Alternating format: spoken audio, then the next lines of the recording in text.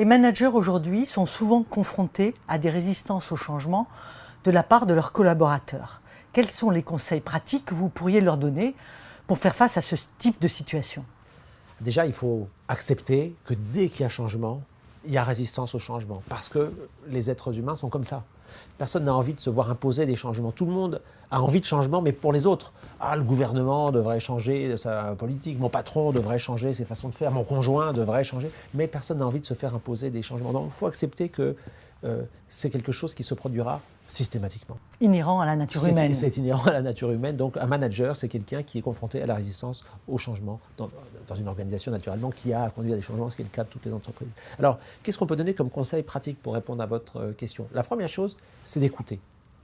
C'est d'écouter pour comprendre la vraie nature, en fait, des résistances au changement. Souvent, finalement, les résistances au changement sont liées à une incompréhension de la nature véritable du changement, de ce qui est attendu des gens. C'est lié parfois à des inquiétudes très personnelles, individuelles, que l'on peut lever. C'est lié parfois à des malentendus sur les véritables intentions qu'il y a derrière le changement. Donc il faut écouter. Et le simple fait d'écouter, d'abord, rassure, et puis le fait d'écouter et de soulever des questions permet aussi, dans certains cas, d'apporter des réponses. Ça, c'est le premier conseil. Deuxième conseil, c'est de discerner dans les résistances au changement la partie qui est positive.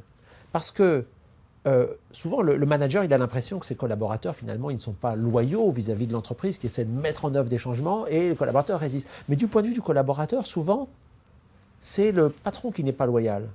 Parce que lui, le collaborateur, est fidèle à des valeurs, à des principes, à des façons de faire qui souvent ont contribué au fait que les choses se passent bien jusque-là.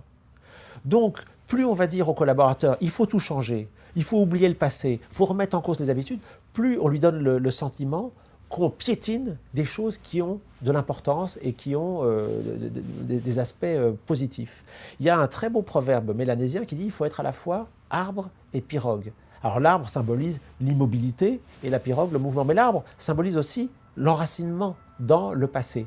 Et en fait, je crois que le manager, c'est quelqu'un qui doit comprendre que son équipe, c'est à la fois une pirogue qui doit avancer, mais c'est aussi un arbre qui doit être fidèle à des valeurs. Et plus le manager il va rassurer les collaborateurs sur ce qui ne va pas changer, sur ce qu'on va préserver, tant en termes de choses très concrètes que de valeurs, de principes, plus il va rassurer là-dessus, plus ses collaborateurs, au fond, ils vont accepter qu'il y a une part de progrès, de changement, de mouvement. Donc un volet d'écoute, un volet pour réassurer. Voilà, exactement. Et puis après, je crois que l'autre chose, c'est qu'il ne faut pas attendre que tout le monde soit convaincu pour bouger.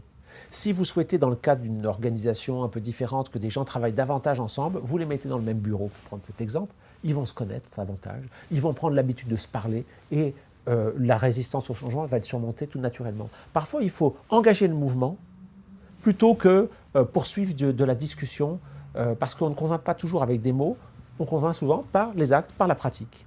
Donc, la résistance au changement, c'est normal.